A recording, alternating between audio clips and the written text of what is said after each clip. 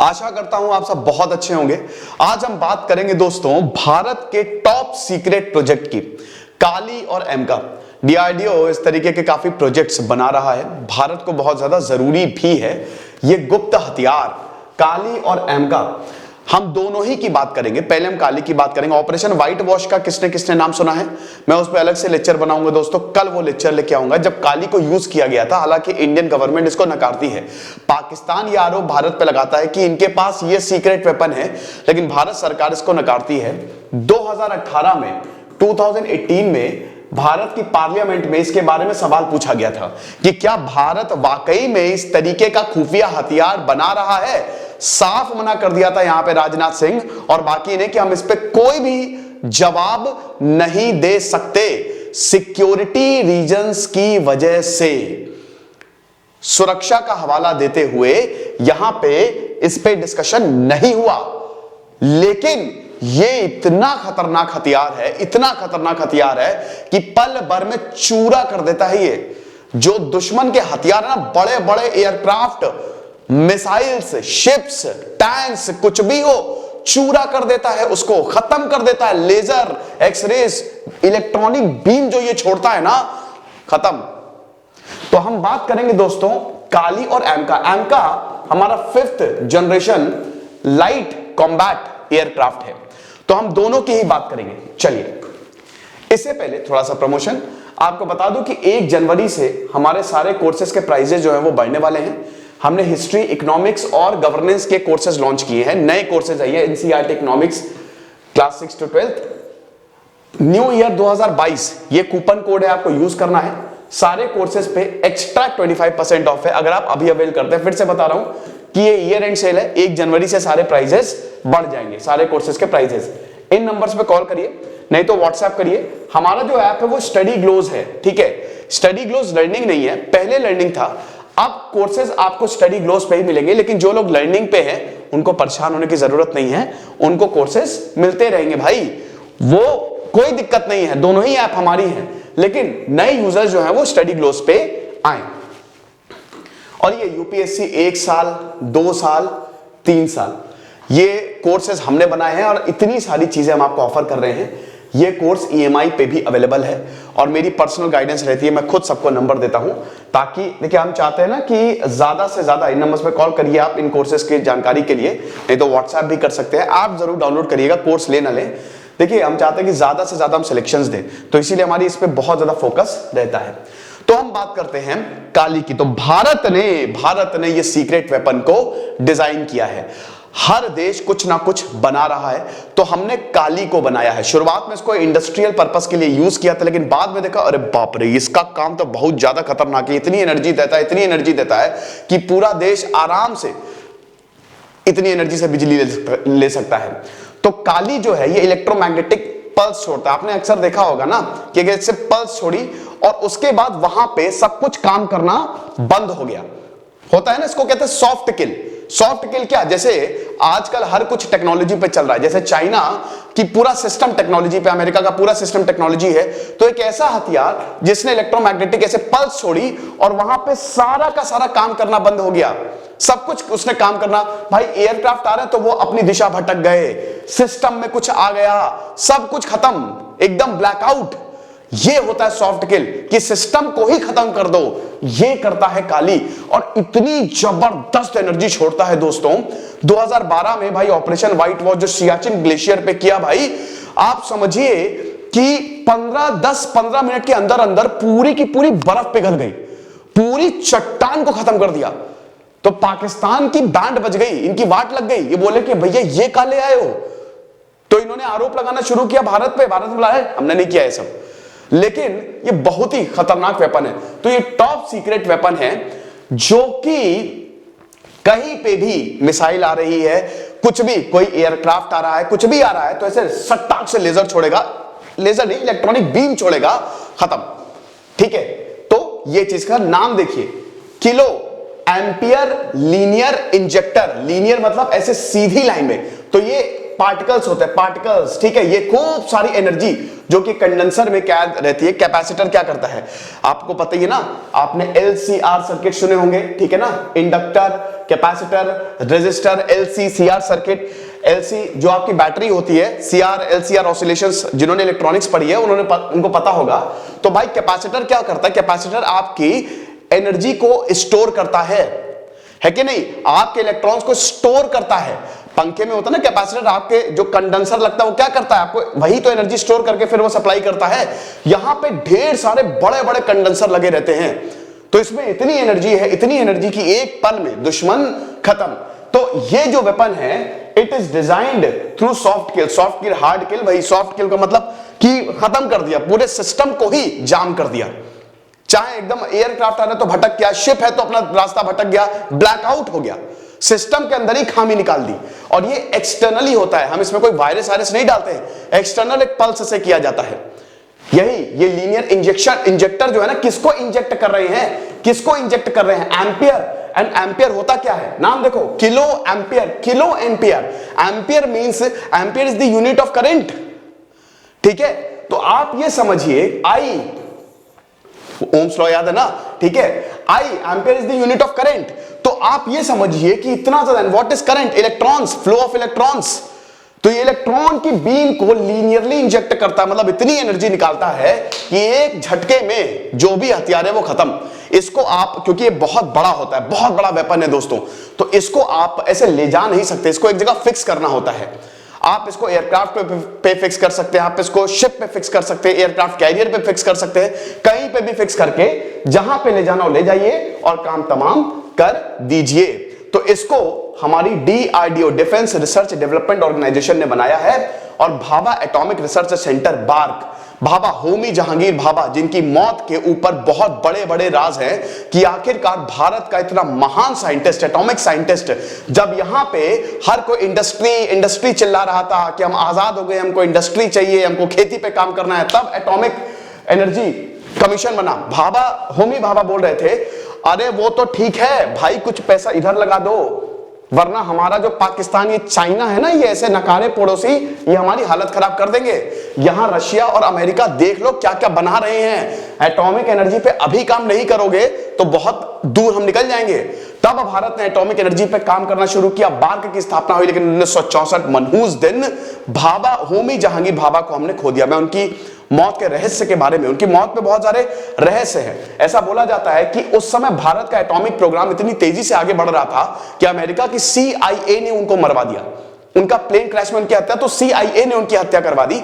Anyway, ये बहुत सारी कॉन्स्पिरेसी थ्योरीज हैं, हम उन पर जरूर बात करेंगे। वैसे होमी जहांगीर भाभा, विक्रम साराभाई की, इन सबकी बायोग्राफी मैंने ऑलरेडी कवर की हुई है, तो आप देख लीजिए। विक्रम साराभाई ने इसरो को संभाला, है ना, जो आज का हमारा इसरो है, सैटेलाइट्स, इसमें हम कमाल का काम कर रहे हैं। और होमी जहांगीर भाभा ने बार्क को संभाला। तो DRDO और बार्क, इन दोनों ने ही इस प्रोजेक्ट को बनाया है, दो सबसे बड़ी एजेंसीज। एक और चीज बता दो कि इसी समय हमारा IGMDP, ठीक है, इंटीग्रेटेड मिसाइल डेवलपमेंट प्रोग्राम भी चल रहा था। पृथ्वी और अग्नि मिसाइल APJ अब्दुल कलाम लगे हुए थे, और इसी समय 1980s में हमने बाजी मारी है। तो ये जो प्रोजेक्ट है, इसको इंडस्ट्रियल पर्पस के लिए शुरुआत किया गया था, ठीक है ना, कि भाई ऐसा है कि ये इंडस्ट्रीज में हम लगाएंगे, क्योंकि इंडस्ट्री को बहुत सारी एनर्जी की जरूरत होती है, तो इंडस्ट्री में हम इसको लगाएंगे। लेकिन बाद में जब देखा कि अरे बाप रे, ये तो बहुत सारा एनर्जी यूज कर सकता है, बहुत सारी एनर्जी प्रोड्यूस कर सकता है, तो इसको हम एज अ वेपन भी यूज कर सकते हैं, ठीक है ना। तो इसीलिए जब डेवलपर्स ने ये समझा कि इसकी पोटेंशियल बहुत ज्यादा है, तब इन्होंने रिसर्च करनी शुरू की। और फिर इंडियन साइंटिस्ट तो आपको पता ही है कितने ज्यादा टैलेंटेड होते हैं, इन्होंने जबरदस्त तरीके निकाले। तो यहां पे पल्स छोड़ता है ये relativistic electronic beams, REB, relativistic equation होती है ना, ठीक है, आइंस्टीन की थ्योरी ऑफ रिलेटिविटी। तो यहां पे इलेक्ट्रॉनिक बीम्स को छोड़ता है, इलेक्ट्रॉनिक पल्स, जो कि 3 × 10⁸ आपको पता ही है फॉर्मूला, E/B, इलेक्ट्रॉनिक मतलब electric field upon magnetic field, जिसमें इलेक्ट्रिक फील्ड और मैग्नेटिक फील्ड साथ में काम करते हैं। यहां पे जो मैक्सवेल इक्वेशंस है उनको डिड्यूस करके साउंड की लाइट की स्पीड, इलेक्ट्रोमैग्नेटिक की स्पीड निकाली गई है, मतलब 3 × 10⁸, क्योंकि लाइट एक इलेक्ट्रोमैग्नेटिक वेव है। मैं क्या बोल रहा हूँ शायद आपको समझ में नहीं आ रहा होगा, कुछ ज्यादा ही। अब ठीक है, अब मेरा एमएससी इन अप्लाइड फिजिक्स है तो कभी कभी मेरा अंदर का थोड़ा सा जाग जाता है। एनीवे, आप ये समझिए कि ये इलेक्ट्रॉनिक बीम से छोड़ता है, ठीक है। इलेक्ट्रॉन्स होता है तगड़ी से श्यू से ऐसे बीम छोड़ेगा, ऐसे आया श्यू से बीम और खत्म, चूरा हो गया। इतनी एनर्जी छोड़ता है, इतनी एनर्जी छोड़ता है भाई, 1 नैनो सेकंड में, समझ लीजिए 10⁻⁹ सेकंड में, 1 सेकंड से भी बहुत ही कम समय में ये 1 गीगावाट की एनर्जी प्रोड्यूस करता है। आप समझिए 1 गीगावाट मतलब पूरे शहर के 4-5 शहरों को एक साथ बिजली मिल जाए 1 सेकंड से भी कम, तो इतना ज्यादा। तो काली प्रोजेक्ट जो है इसको 1985 में शुरू किया गया था डॉक्टर आर चिदम्बरम में। इसको कंसेप्चुलाइज किया गया था, इनिशिएट किया गया था। इसके बाद 1989 को इसको प्रॉपर तरीके से स्टार्ट किया गया। शुरुआत में ये समझिए कि 100 नैनो सेकंड ड्यूरेशन पे ये पल्सेस छोड़ता था। 1 मेगावाट ये MeV electron volt 13.6 electron volt, ठीक है। इलेक्ट्रॉन वोल्ट 1.6 इंटू 10⁻⁹ ये होता है ना एक वो इलेक्ट्रॉन का जो चार्ज होता है और मास होता है, ठीक है। तो इससे मल्टीप्लाई किया जाता है। तो यहां पे 100 नैनो सेकंड में, नैनो सेकंड मतलब 10⁻⁹ सेकंड्स, ठीक है। तो 100 नैनो सेकंड में ये इतनी एनर्जी 1 मेगावाट इलेक्ट्रॉन वोल्ट की एनर्जी छोड़ता था। अब काली के लगातार अपग्रेडेशंस होने लगे। अब इलेक्ट्रॉन बीम जो है ये वेल्डिंग पर्पस के लिए यूज होती थी। रिलेटिविस्टिक इलेक्ट्रॉन बीम्स जो हैं ये it was used for the generation of high power microwave and flash x-rays। भयानक रेडिएशंस निकलती है, फ्लैश एक्सरेज, माइक्रोवेव्स जो कि दुश्मन को खत्म कर देंगी। फर्स्ट एक्सेलरेटर इसकी पावर 0.4 गीगावाट के करीब थी, लेकिन अब मैंने बताया ना कि इसमें अपग्रेडेशन हुए।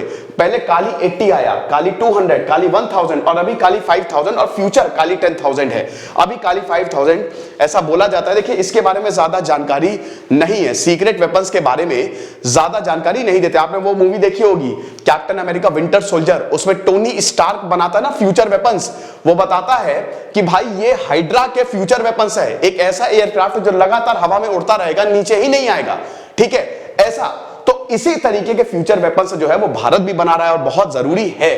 क्यों बना रहा है दोस्तों, रीजंस क्या है? हमको फ्यूचर वेपन्स, हमको सीक्रेट वेपन्स और खतरनाक हथियारों की जरूरत क्यों आन पड़ी? क्योंकि इसमें बहुत ज्यादा पैसा भी खर्च हो रहा है ना। तो काली 1000 और काली 5000 और काली 10000 जो है दैट इज दी फ्यूचर। तो शुरुआत में अब आप बोलेंगे सर ये अपग्रेडेशन कैसे? जैसे जब काली 80 आया था तो वही 1 मेगा इलेक्ट्रॉन वोल्ट, फिर उसके बाद धीमे धीमे काली 200 0.4, अभी हम 40 गीगावाट पे खड़े हुए हैं। अभी हम नैनो सेकंड में 40 गीगावाट तक एनर्जी प्रोड्यूस कर सकते हैं, मतलब पूरे 3-4 राज्यों को बिजली दे सकते हैं। इतनी ज्यादा एनर्जी जो है वो प्रोड्यूस होती है। इसी का ही हमने यूज किया था ऑपरेशन व्हाइट वॉच, जो कि मैं आपको कल पढ़ाऊंगा, ठीक है। ओके तो इसको 2004 में कमीशन किया। सिंगल शॉट डिवाइसेस, सिंगल, इसमें कैपेसिटर होता है जैसा कि मैंने बताया था, कैपेसिटर, कंडक्टर, बड़े बड़े कैपेसिटर, सुपर कैपेसिटर का यूज किया जाता है जो एनर्जी स्टोर करता है और उसको बीम में कन्वर्ट करके तड़ाक से मारता है। सिंगल शॉट है, एक शॉट में ही खत्म। समझिए कि ये पूरे शहर को तबाह कर सकता है। आपने मूवी में देखा नहीं है, एक भयानक सी बीम आती है और पूरा शहर मिट्टी में, बिल्डिंग्स मिट्टी में कन्वर्ट, सब खत्म एक तरीके से। तो ये चीज, इट हैज बीन रिपोर्टेड कि project potential has a defence weapon has been made threat for China. देखिए चाइना भी फ्यूचर वेपन्स जो है ना बहुत ही तगड़े तगड़े बना रहा है।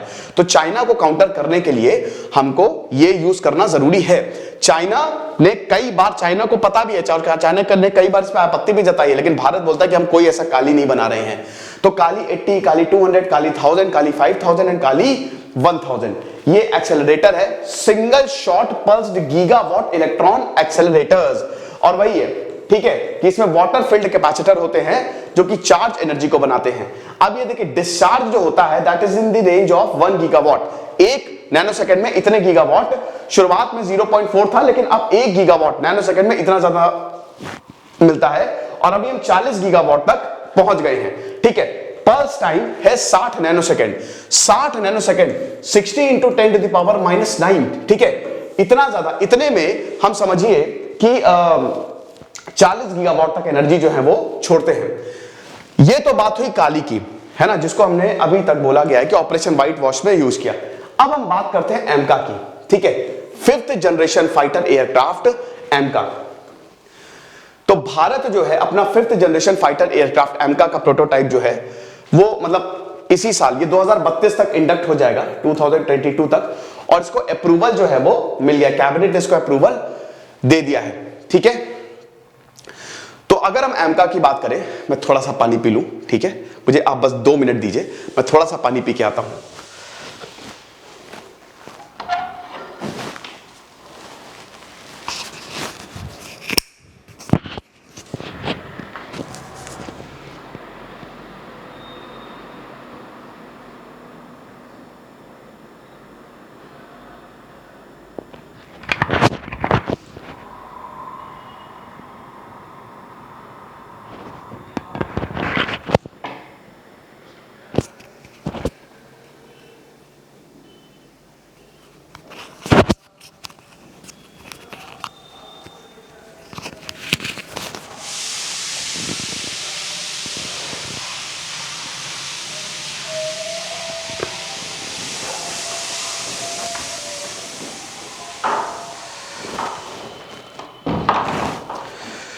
ओके, मैं आ गया, आपसे पानी मैं यहीं पे ही रख लिया करूंगा।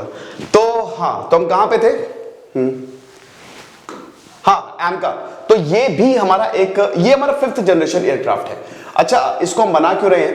ठीक है, एमका का फुल फॉर्म लिखा हुआ है यहाँ पे, advanced medium range combat aircraft. ठीक है, एमका 2000 से 3000 किलोमीटर की रेंज होती है। हमारे पास अभी तक 5th जनरेशन एयरक्राफ्ट नहीं है, तेजस 4.5 जनरेशन। देखिए, एयरक्राफ्ट की जनरेशंस की बात करें तो मैं आपको यहां पे बताता हूं। एयरक्राफ्ट की अगर जनरेशंस की बात करें तो 1950s और 60s में फर्स्ट जनरेशन एयरक्राफ्ट आया। ठीक है, हर 10-10 साल में जनरेशन बढ़ते गए। इसमें रेडार मतलब रेडार से बचने की तकनीकें और सिर्फ बॉम्ब आप गिरा सकते थे। फिर धीमे धीमे बढ़ा, 1970s में सेकेंड, 80s 90s में थर्ड, फिर फोर्थ, अभी जो है वो 5th जनरेशन एयरक्राफ्ट चल रहे हैं। चाइना ने ऑलरेडी 5th जनरेशन, अमेरिका ने 5th जनरेशन, रशिया ने 5th जनरेशन एयरक्राफ्ट बना रही हैं। हमारा 5th जनरेशन एयरक्राफ्ट जो है वो बन रहा है और ये हम बना रहे हैं। इसके रीजन क्या है? सबसे बड़ी चीज है चाइना। चाइना ने ऑलरेडी 5th जनरेशन एयरक्राफ्ट जो है वो टेस्ट कर लिए हैं और ये खतरनाक हो सकता है। हाइपरसोनिक देखिए, स्पीड ऑफ साउंड 330 से 332 मीटर पर सेकेंड होती है। ठीक है, लाइट की स्पीड 3 × 10⁸ मीटर पर सेकेंड होती है। स्पीड ऑफ साउंड जो है वो हालांकि अलग अलग होती है, वाटर में अलग होती है, वैक्यूम में अलग, वैक्यूम में क्या, एयर में अलग। तो वो स्पीड ऑफ साउंड जो होती है वो वेरी करती है। तो आपको बता दूं कि ये स्पीड ऑफ साउंड के ही रेफरेंस में हम मेजर करते हैं स्पीड। सोनिक मतलब होता है speed of sound, infrasonic sound से कम।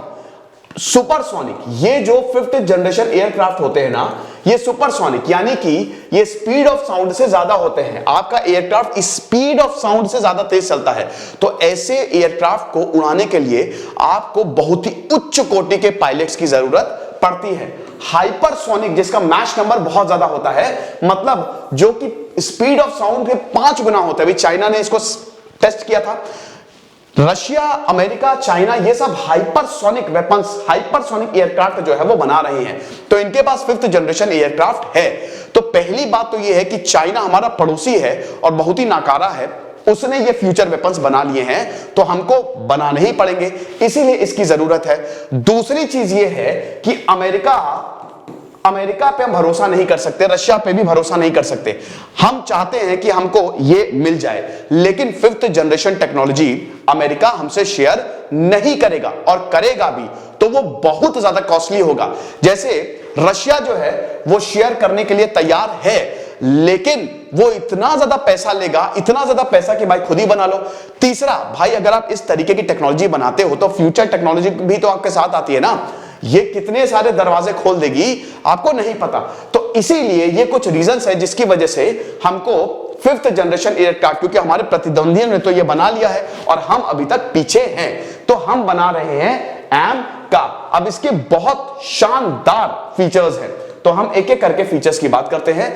ये prototype for twin engine M का, ये it is in the process of being finalised, और आपको बता दूं कि इसको इस साल तक अप्रूवल मिल ही जाएगा और 2032, अभी 10 साल लगेंगे, हमको एम का MK1 मिलने वाला है।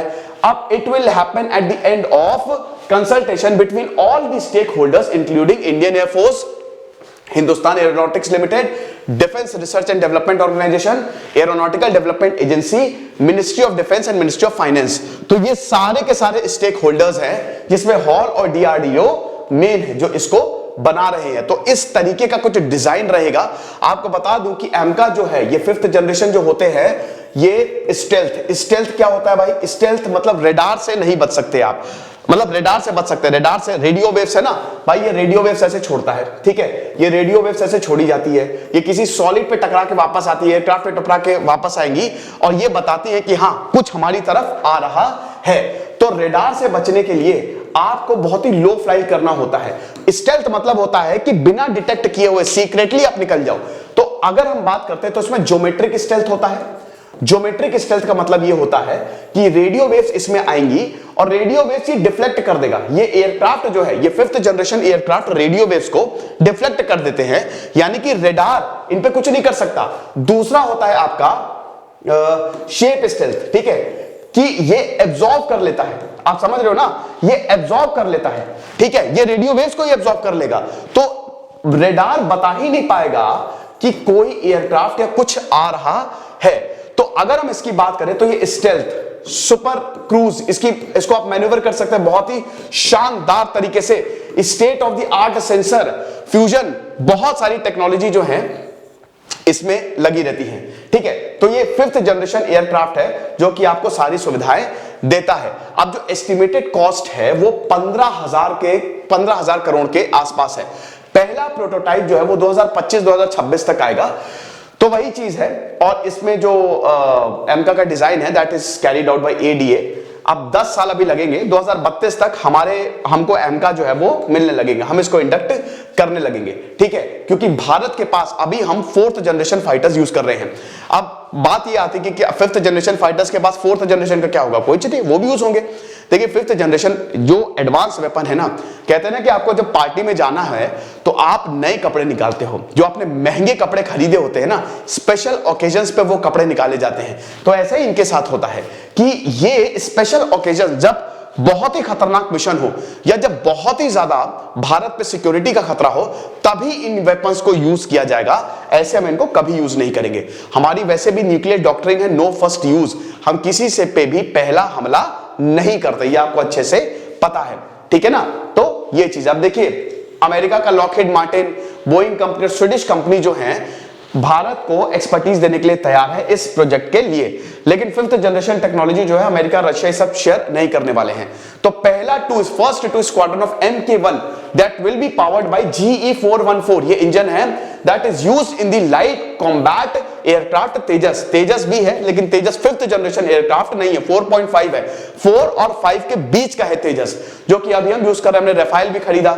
It will have super cruise capability to attain super cruise speeds. Super cruise, supersonic वही मतलब कि साउंड से भी तेज स्पीड आपको मिल जाएगी without using afterburners. Engine का बहुत मतलब इस फ्यूल की भी बचत, इतना ज्यादा खर्चा भी नहीं आएगा, उसके बिना आप ये स्पीड जो है वो अटेन कर सकते हैं, ठीक है। तो ये लेक्चर था एम का। और भी भारत मिशन शक्ति, भारत को अपनी एंटी मिसाइल मिल गई है, हमने S400 खरीदा। धीमे धीमे हम डिफेंस में बहुत तेजी से आगे जा रहे हैं, जाना भी चाहिए। चाइना बहुत तेजी से डिफेंस में आगे बढ़ रहा है, तो उसको काउंटर करने के लिए हमको ये सब करना पड़ेगा। तो फिर से बता दूं दोस्तों कि 1 जनवरी को हमारे प्राइजेस जो है वो हाइक हो जाएंगे कोर्सेज के। तो आप के पास बहुत अच्छा मौका है, आप हमारे कोर्सेज को अवेल कर सकते हैं। ऐप को डाउनलोड करिए, नहीं तो इन नंबर्स पे आप कॉल कर सकते हैं। खुश रहिए, पढ़ते रहिए। इधर से सिद्धांत अग्निहोत्री साइनिंग ऑफ।